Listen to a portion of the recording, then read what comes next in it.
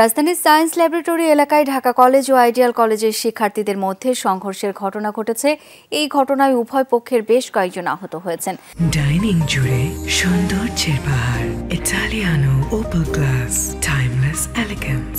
মঙ্গলবার বেলা 1টার দিকে এই সংঘর্ষের ঘটনা ঘটে।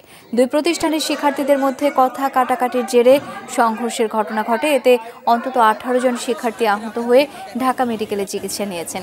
তবে এই সংঘর্ষের ঘটনায় কেউ গুরুতর আহত হয়নি। পুলিশ জানায় দুপুরে ঢাকা কলেজ ও আইডিয়াল কলেজের ছাত্রদের মধ্যে ধাওয়া পাল্টা ধাওয়ার ঘটনা ঘটেছে। তবে বর্তমানে পরিস্থিতি শান্ত আছে।